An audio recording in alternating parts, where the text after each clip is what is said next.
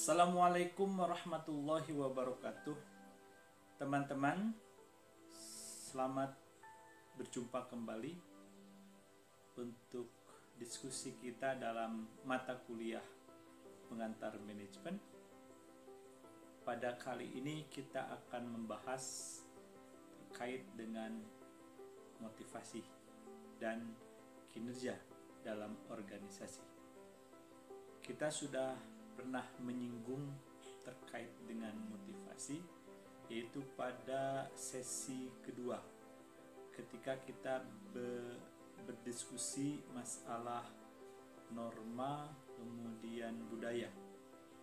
Nah, motivasi ada di dasar sebuah gunung es dari sifat ataupun karakteristik yang terkait dari organisasi. Dulu sudah sempat kita bahas bahwa motivasi ini tidak terlihat dan tidak bisa diamati secara langsung, namun pengaruhnya atau hasilnya dapat kita lihat dari yang ditujukan oleh seseorang. Nah, cerita sederhana juga setelah disampaikan ataupun dibahas sebelumnya, ketika seseorang berbuat sesuatu, tentu dia punya motivasi tertentu dan kita bisa melihat keseriusan atau semangat serta ketulusan dia mengerjakan sesuatu tersebut. Mari kita lihat atau diskusikan slide berikut. Nah, mari kita sekarang diskusikan dulu apa sih sebenarnya motivasi tersebut. Jadi motivasi itu hakikatnya merupakan kekuatan psikologis. Jadi itu terkait dengan aspek pribadi, kepribadian ataupun aspek yang ada di dalam diri kita. Dan dia akan menentukan arah perilaku, tingkat usaha, tingkat kegigihan seseorang. Jadi setiap orang punya motivasi dan itulah definisinya. Karena kita konteksnya dalam manajemen tidak terlepas dari organisasi, maka tentunya kita coba kaitkan. Jadi motivasi itu pada akhirnya akan menunjukkan bagaimana seseorang melakukan pencapaian tujuan organisasi. Nah, dilihat dari asal muasal yang menjadi pendorongnya, ada yang bersifat intrinsically motivated behavior dan satu lagi ada yang bersifat extrinsically. Jadi kalau intrinsic, dia menjadikan dirinya ya, ataupun dalam dirinya atau dia akan menjadikan dari faktor dalam dia sebagai motivator ataupun awal dia membangun semangatnya. Sedangkan yang bersifat ekstrinsik, maka perilaku yang dilakukannya atau untuk mendapatkan materi atau penghargaan, baik berupa penghargaan material atau penghargaan sosial yang ataupun bisa menghindari hukuman. Nah, jadi dia mempunyai atau memiliki kekuatan atau berperilaku sesuatu karena dia berpikir di akhirnya ataupun konsekuensinya. Jadi kalau yang di awal itu perilakunya itu sendiri yang menjadikan sumber kekuatan dia, kalau yang kedua menjadikan konsekuensi dari yang dia lakukan sebagai sumber kekuatannya. Oke, tadi dikaitkan organisasi, maka organisasi pun pada akhirnya akan menjadi atau memiliki outcome atau hasil. Hasil ini adalah merupakan gabungan daripada hasil upaya yang dilakukan oleh anggota organisasi. Kemudian, kalau kita berbicara model motivasi itu apa saja? Ada beberapa model yang bisa kita pelajari, tidak semuanya, hanya sebagian saja. Nah, jadi di organisasi, semua anggota organisasi akan memberikan potensi atau sumber dayanya yang dijadikan sebagai input untuk organisasi. Kemudian organisasi melakukan proses kinerja dan pada akhirnya akan mendapatkan hasil, dan hasil ini pada akhirnya akan menjadi outcome dan berimpact kepada sesuatu yang diterima oleh anggota organisasi itu sendiri. Nah, apa yang menjadi inputan dari anggota organisasi? Banyak. Ada waktu, ada usaha, ada tingkat pendidikan, ada keterampilan, dan seterusnya. Performance, organisasi kan melakukan operasional kerja, dan pasti semua upaya yang dilakukan akan difokuskan untuk proses efisiensi dan efektivitas dalam pencapaian tujuan organisasi. Nah, sebagai individu yang ada di dalam organisasi, anggota-anggota organisasi akan mendapatkan sesuatu dari organisasi sebagai balas jasa dari apa yang dilakukannya. Ada berupa gaji, ada berupa perasaan aman bekerja, ada mendapat benefit, ada kepuasan kerja, ada otonomi atau kekuasaan, dan seterusnya, sampai ada juga yang berupa kenyamanan kerja. Nah, hal-hal inilah atau outcome inilah yang kalau kita kaitkan tadi bisa menjadi faktor ekstrinsik yang mempengaruhi seseorang membangun kekuatan ataupun semangat untuk berperilakunya. Kenapa ini banyak? Karena sekali lagi tidak semua orang memiliki motivasi yang sama.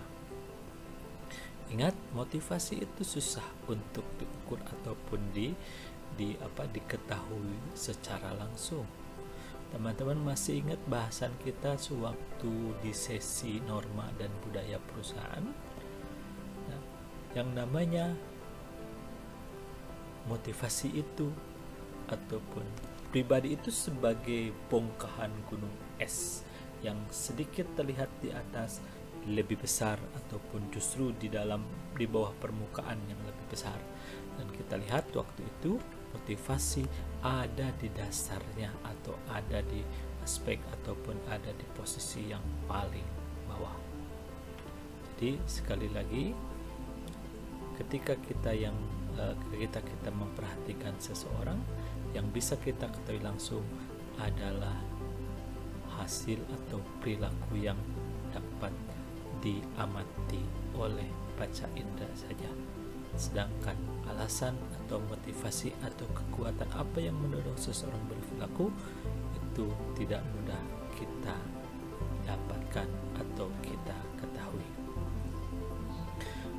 Beberapa model teori motivasi yang ada, yaitu yang pertama ada namanya ekspektansi teori, ada need teori, ada equity teori, ada goal setting teori, ada learning teori. Nah, kalau ekspektansi berarti adalah teori yang terkait dengan harapan. Jadi motivasinya itu dibangun oleh harapan yang ingin dia capai. Kalau need teori berarti teori motivasi yang dikaitkan dengan faktor kebutuhan yang dimiliki oleh seseorang. Equity teori ini berkaitan dengan aspek keadilan. Jadi termotivasi karena merasa diperlakukan adil. Goal setting teori berarti ini adalah teori motivasi yang dikaitkan dengan target yang mereka canangkan. Semakin tinggi ataupun semakin bagus sebuah target harusnya akan semakin memotivasi seseorang untuk berkarya ataupun berupaya. Learning theory ini adalah teori motivasi yang dikaitkan dengan adanya pemahaman hubungan antara upaya yang dilakukan dengan proses pencapaian outcome yang akan diperoleh. Nah, lebih jelasnya nanti akan kita bahas. Mari kita mulai dengan teori yang pertama. Teori motivasi yang didasarkan kepada ekspektansi atau harapan yang dimiliki oleh seseorang.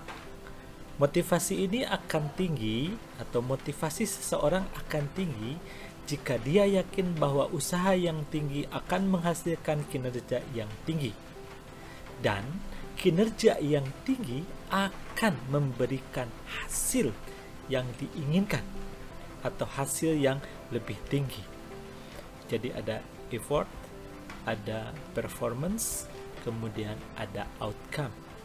Jadi dia berharap atau punya ekspektasi bahwa ketika kita akan berkinerja tinggi, maka itu dihasilkan oleh usahanya. Jadi ekspektasi ini adalah persepsi seseorang tentang tingkat kinerja yang akan dihasilkan dari sebuah usahanya.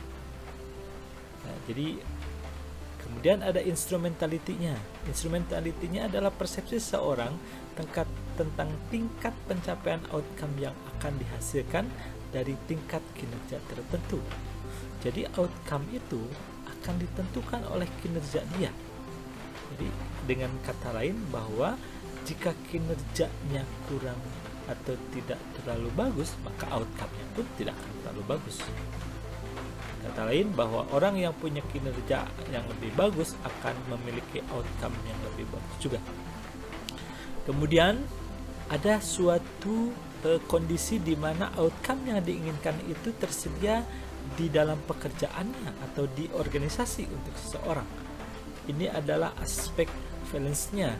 Jadi seseorang yakin bahwa dia punya sesuatu di organisasi tersebut seperti yang dia inginkan. Dengan kata lain, kalau tidak ada apa yang dia inginkan, maka dia akan keluar atau akan tidak ada di organisasi tersebut. Ataupun kalaupun dia bertahan, maka dia tidak akan memiliki motivasi yang tinggi. Nah, kemudian ada namanya yang kedua, yaitu teori didasarkan kepada kebutuhan. Ini adalah kebutuhan buat apa? Untuk survival, untuk kesejahteraan. Jadi teori motivasi ini fokus kepada kebutuhan apa yang seseorang inginkan atau ingin dipenuhi dan ingin dia dapatkan dari organisasi tersebut. Jadi outcome-nya ingin dijadikan sebagai pemenuh kebutuhan dia, bisa bersifat material maupun immaterial. Jadi premis dasarnya adalah orang termotivasi mengerjakan atau untuk mendapatkan outcome tertentu yang sesuai dengan kebutuhannya.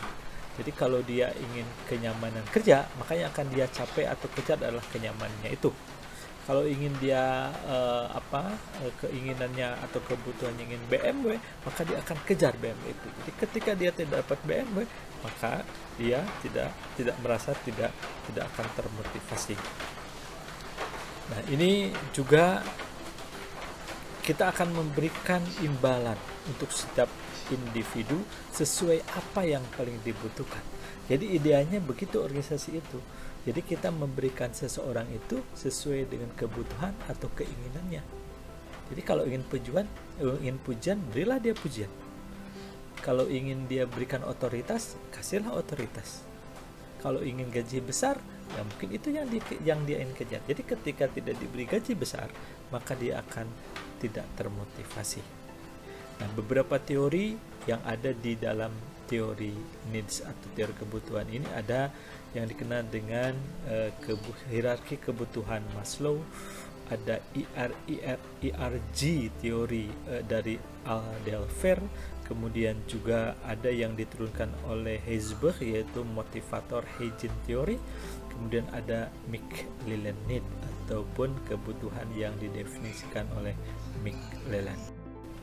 Mari kita lanjutkan dengan teori motivasi yang pertama dari teori kebutuhan, yaitu Maslow Hierarchy of Need atau kita kenal sebagai hierarki kebutuhan Maslow. Kita akan berhadapan dengan beberapa tahapan kebutuhan yang bertingkat, dan kata penting yang harus dipahami di sini adalah sebelum dia dapat memenuhi kebutuhan pada level lebih bawah, dia tidak mungkin akan mencari kebutuhannya yang lebih atas. Apa saja? Nah, mari kita ada. Jadi yang pertama ada kebutuhan fisik atau psikologikal, yaitu berupa makanan, air, tempat tinggal. Ini adalah contoh di perusahaannya, ini adalah kebutuhan basic atau standar. Dalam perusahaan-perusahaan dikenal dengan istilah, mungkin di teman-teman juga ada sering mendengar istilah UMR atau upah minimum. Nah, jadi ini adalah untuk memenuhi kebutuhan mereka. Sebelum mereka dapat memenuhi kebutuhan fisik ini, mereka tidak bisa melanjut kepada tingkatan kebutuhan lebih lanjut adalah safety atau keamanan. Ini lebih kepada keamanan bekerja, stabilitas, ya, artinya dapat diandalkan lah, seperti itu. Apa yang dia kerjakan dia terjamin dan sebagainya. Terjamin dalam pengertian bahwa dia merasa akan terus-menerus dapat mengerjakan hal atau pekerjaan tersebut. Tahapan selanjutnya ada belongingness. Ini terkait dengan apa? Terkait dengan hubungan interpersonal, hubungan sosial antar individu dengan individu lain. Bagaimana cara mereka membangun kerjasama atau hubungan antar individu di perusahaan. Nah, ini ada di tingkatan kebutuhan ataupun bersifat belongingness ini. Jadi interaksi di antara sesama teman juga itu merupakan kebutuhan atau bisa menjadi motivasi yang menimbulkan dia lebih semangat bekerja. Tapi sekali lagi, sebelum dia dapat merasa dapat memenuhi kebutuhan fisik ataupun masih kekurangan, katakanlah masih konsentrasi untuk mengumpulkan makanan, kemudian juga air dan sebagainya belum terpenuhi, maka belum bisa dia akan ada di tahap bahwa dia motivasinya adalah untuk interpersonal.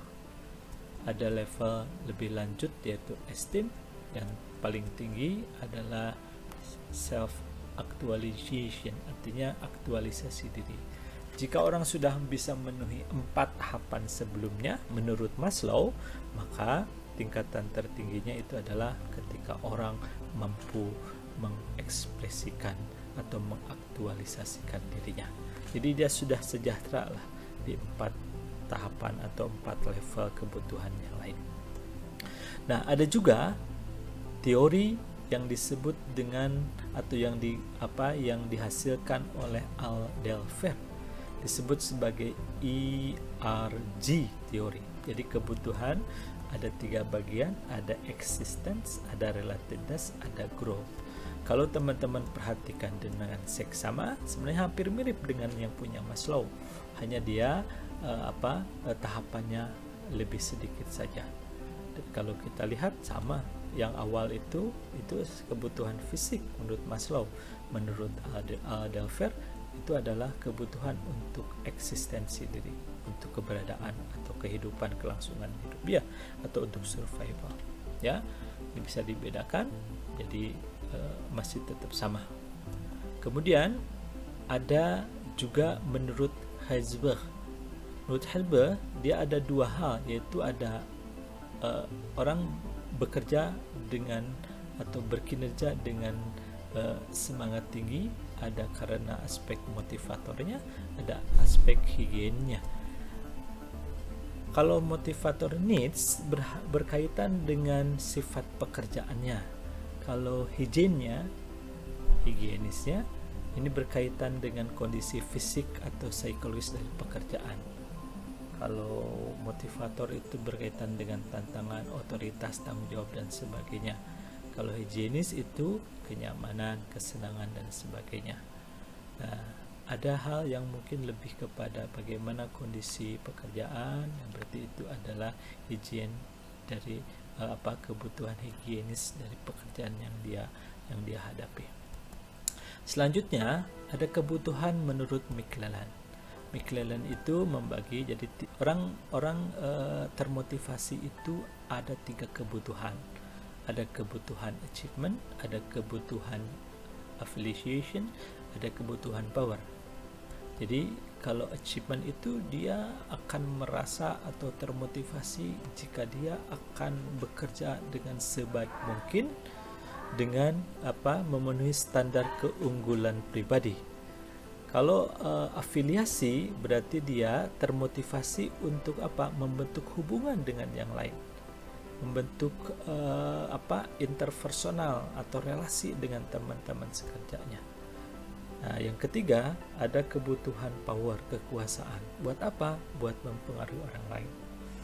Nah, ketiga-tiga ini bisa aja dimiliki, jadi tidak perlu pilih salah satu. Orang punya ketiga kebutuhan ini, tapi hanya barangkali bisa kita lihat mana yang dominan, mana yang lebih yang dia utamakan itu. Nah, jadi ke semua hal ini, kebutuhan ini juga ya bisa berimpact baik ataupun tidak baik. Contoh power, ya, kalau dia arahkan motivasi dia untuk hal yang baik, dia akan mempengaruhi orang sehingga orang menjadi lebih baik.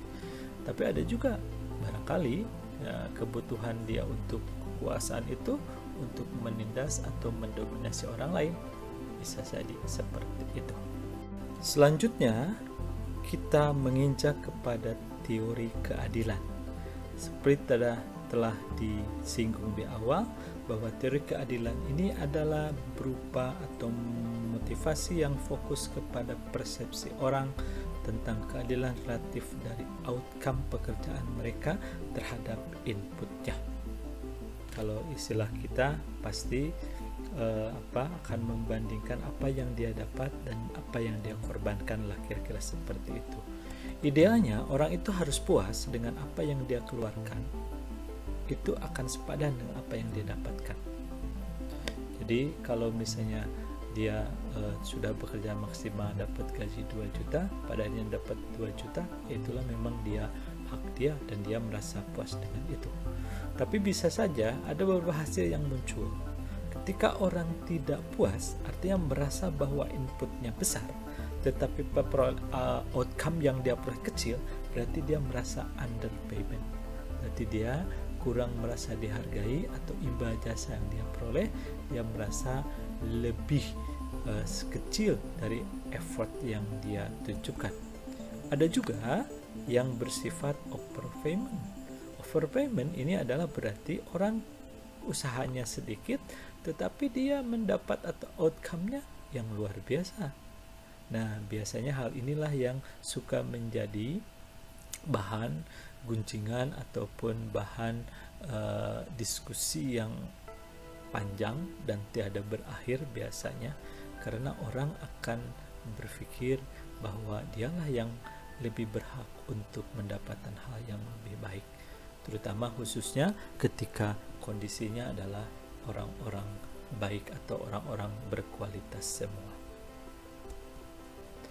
Kalau goal setting teori ini dikaitkan dengan atau seseorang yang fokus kepada identifikasi jenis goal atau target yang paling efektif yang akan memotivasi seseorang, sehingga pada akhirnya dia akan paham konsekuensi yang akan muncul dari target tersebut. Jadi kalau seorang salesman kemudian bekerja dikasih target sekian atau misalnya 2 juta per minggu, dia akan terbayang apa yang harus dia lakukan.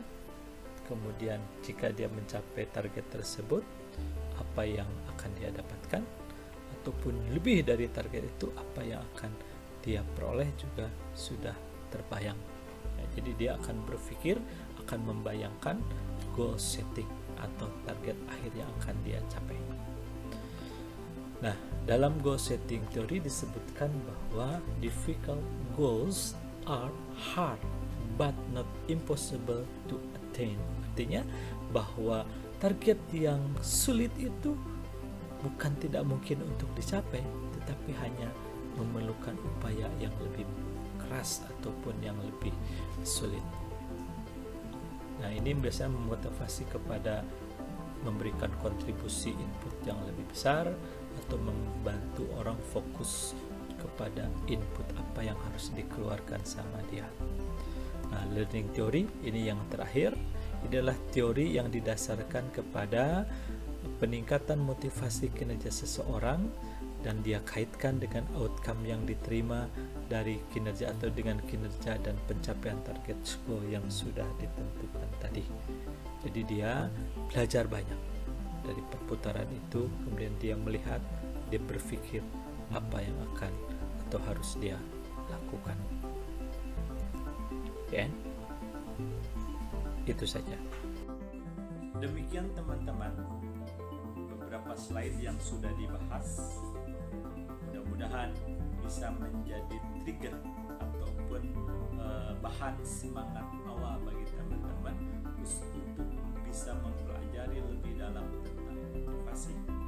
Lebih penting lagi, bisa kita implementasikan di dalam kehidupan kita, sehingga kita bekerja di dalam grup bisa mengelola keadaan atau motivasi yang berbeda-beda dari anggota grup kita, atau paling tidak bisa menyelesaikan permasalahan ketika seseorang semangatnya turun, atau ya seseorang yang punya semangat sangat tinggi atau berlebih, bagaimana kita menghandlenya.